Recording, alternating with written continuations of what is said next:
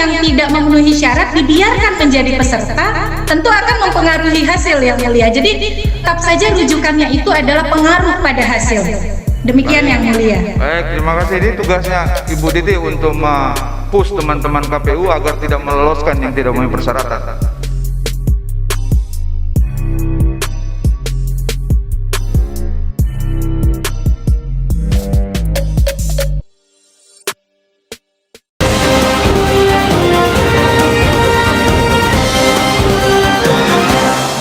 Ya, terakhir untuk ahli Bu Titi Anggreni. Baik yang mulia. Nah, terima kasih sudah mendengar suara saya. Ada dua pertanyaan saya, Bu Titi.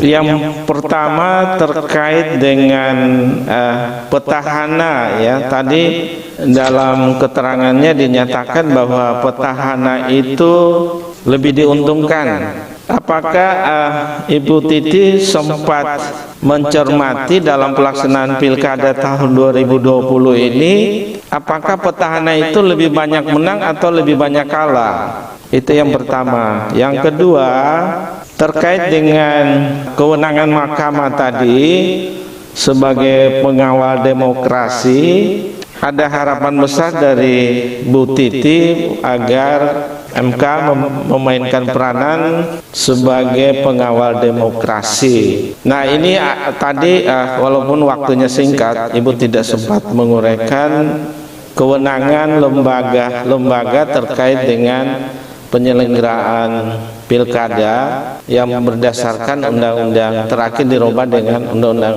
6 tahun 2020.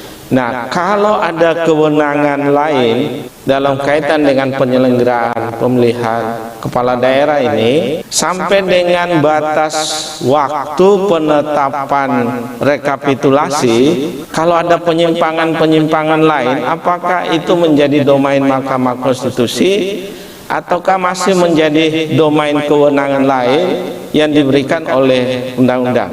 Saya kira itu dari saya. Terima kasih. Baik, terima kasih yang mulia. Saya akan mencoba menjawab. Yang pertama terkait dengan apakah lebih banyak petahana yang memenangi pilkada atau yang kalah. Terus terang saya belum selesai menghitung yang mulia karena saat ini proses masih sedang berlangsung. Ada petahana yang menang, ada petahana yang kalah. Misalnya petahana yang kalah ada di Kota Medan, yang menang ada di kota saya sendiri di Tangerang Selatan. Itu contoh-contoh daerah-daerah yang memang beragam. Tetapi yang saya sebut dengan incumbency effect yang mulia itu adalah dalam studi elektoral global memang incumbent atau petahana memiliki insentif elektoral berlebih sebab selama masa kepemimpinannya selama itu pula lah sebenarnya dia mampu mempromosikan diri. Dengan kata lain, kalau di masa elektoral itu disebut dengan kampanye, kalau tidak masa elektoral itu disebut dengan mempromosikan diri untuk periode berikutnya. Di masa pandemi, kajian-kajian global pun menemukan hal yang sama. Saya merujuk dari kajian Global State of Democracy Index dari International IDEA bahwa ruang gerak yang terbatas di masa pandemi, lalu adanya program-program pemerintah untuk mengatasi pandemi, memberi insentif elektoral lebih kepada petahana. Karena bagaimanapun petahana adalah pemimpin di saat program-program tersebut berjalan. Makanya pandangan dan juga desakan agar proses elektoral tidak membonceng atau tidak menggunakan program-program penanganan pandemi untuk simbol-simbol elektoral atau kepentingan elektoral menjadi desakan tidak hanya di Indonesia tapi hampir di seluruh dunia yang diikuti oleh petahana. Demikian pertanyaan yang pertama yang mulia. Dan yang kedua terkait dengan batas waktu penanganan permasalahan hukum pemilu atau pemilihan di dalam pilkada kita dan pemilu kita, meski sedikit kritik kepada pembuat undang-undang, akibat berserakannya pengaturan pemilu dan pilkada, ada perbedaan dalam penanganan beberapa permasalahan hukum untuk pemilu dan pilkada. Jadi kalau misalnya di dalam 6 masalah hukum tadi, penanganan pelanggaran kode etik penyelenggara pemilu itu konsisten, semua berujung di Dewan Kehormatan penyelenggara pemilu. Penanganan pelanggaran administrasi pemilihan ini beragam. Kalau di pemilu, Bawaslu bisa menjadi eksekutor, sedangkan di pilkada eksekusinya melalui Komisi Pemilihan Umum. Lalu tindak pidana pemilihan melalui Bawaslu sebagai pintu masuk, lalu ada sentra gakumdu dan berproses di kepolisian, kejaksaan dan pengadilan. Kemudian sengketa tahapan atau sengketa proses. Nah, ini juga menimbulkan tadi di publik itu bisa timbul kebingungan karena sumber hulunya yaitu undang-undang mengatur berbeda. Kalau sengketa proses di pemilu itu setelah dari Bawaslu ada di Bawaslu, dan sengketa berkaitan dengan sengketa tata usaha negara. Selanjutnya kalau ada keberatan yang berkaitan dengan pencalonan ke PT-UN atau penetapan parpol peserta pemilu. Sementara kalau di pilkada justru upaya hukumnya ke PT Tun dan terakhir di Mahkamah Agung untuk penyelesaian perselisihan hasil di Mahkamah Konstitusi. Nah, pembagian waktu tersebut atau pembagian kelembagaan yang menangani, saya berpandangan terkait dengan pertanyaan yang mulia tadi, dalam hal terjadi pelanggaran yang berdampak pada hasil, ketika kemudian itu dilakukan penetapan hasil suara atau penetapan rekapitulasi hasil suara oleh KPU, itu menjadi ruang yang tidak tegas diatur di dalam undang-undang. Namun bila kita membaca pasal 156 Undang-Undang Pemilihan kita, saya meyakini dan bagian yang berpendapat pelanggaran yang bisa berdampak pada hasil, terutama setelah penetapan rekapitulasi suara oleh Komisi Pemilihan Umum, itu menjadi ranah Mahkamah Konstitusi untuk menyelesaikan. Jadi kewenangan penanganan pelanggaran administrasi dan juga sengketa, baik itu sengketa proses atau sengketa yang berkaitan dengan kepesertaan, semua berakhir ketika penetapan rekapitulasi suara oleh Komisi Pemilihan Umum. Demarkasinya adalah di penetapan rekapitulasi suara hasil pemilihan oleh Komisi Pemilihan Umum, dan dia bergeser ke Mahkamah Konstitusi untuk menyelesaikan. Demikian yang mulia yang dapat saya sampaikan. Cukup, ya. Baik, terima kasih. Ya, penjelasannya walaupun singkat tetapi menarik. Salah satu yang Ibu Titi sampaikan tadi adalah ada 8 parameter untuk menjadikan pemilu itu sebagai pemilu yang demokratis. Betul yang mulia. Kalau kemudian ada pelanggaran-pelanggaran yang dilakukan oleh salah satu pasangan calon atau semua pasangan calon melakukan pelanggaran, apakah kita masih bisa mengatakan bahwa pemilu itu atau pilkada itu adalah pilkada yang demokratis? Baik yang mulia, jadi parameter pemilu demokratik tersebut saya kutip dari pendapat Profesor Ramlan Surbakti dalam pengukuhan keanggotaannya di Asosiasi Ilmu Pengetahuan Indonesia, dan saya bersepakat dengan parameter tersebut. Di dalam menilai pelaksanaan proses penyelenggaraan pilkada atau pemilu, tentu semua pihak yang terlibat diikhtiarkan untuk memenuhi parameter-parameter pemilu atau pilkada demokratik tersebut. Bagaimana ketika terjadi pelanggaran? Di Indonesia dan juga dalam banyak negara, mereka mempunyai dan kita mempunyai sistem keadilan elektoral untuk kemudian memproses pelanggaran-pelanggaran tersebut. Dan memang di dalam pelanggaran itu ada kategori-kategorinya, Prof.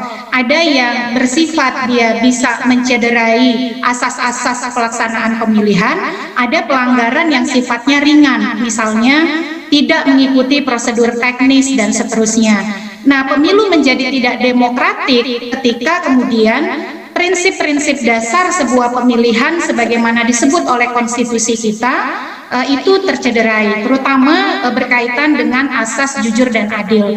Jadi kalau yang 100% memenuhi semua parameter pemilu demokratik atau pemilihan demokratik itu tidak akan bisa selamanya terpenuhi. Tetapi itu menjadi parameter yang harus kita wujudkan untuk bisa dipenuhi. Makanya salah satunya kita hadir di dalam persidangan ini.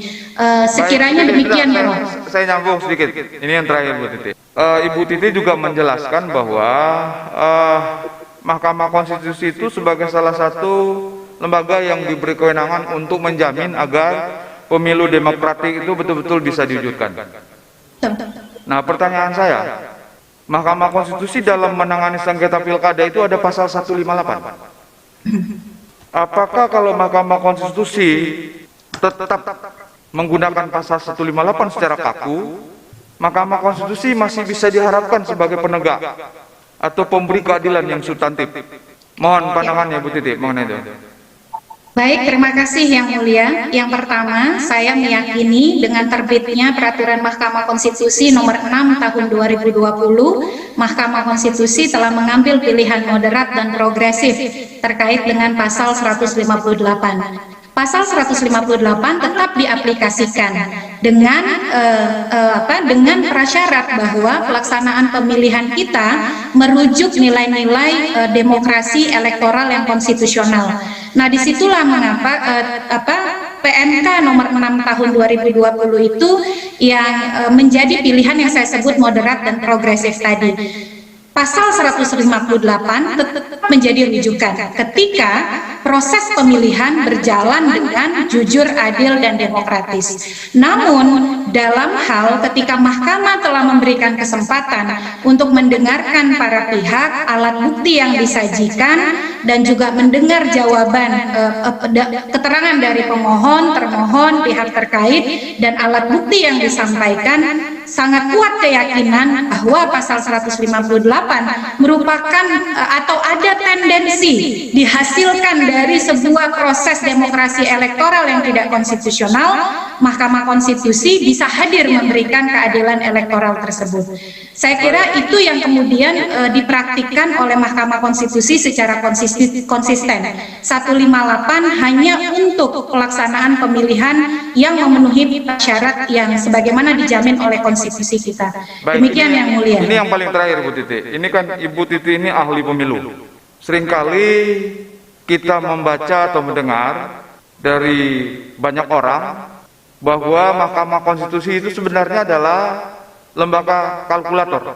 Karena memang di undang-undang ditegaskan bahwa kewenangan Mahkamah Konstitusi adalah memeriksa sengketa hasil.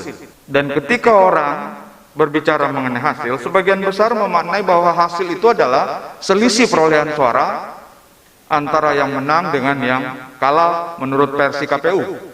Nah, secara teori, ini mohon Ibu Titi memberikan pencerahan. Secara teori, apakah ketika mahkamah tidak hanya terpaku pada angka, selisih perolehan angka atau suara antara yang menang dan yang kalah itu, tetapi juga bergeser memeriksa kira-kira apa kausannya, apa sebabnya sehingga perolehan suara yang ditetapkan oleh KPU terjadi seperti itu.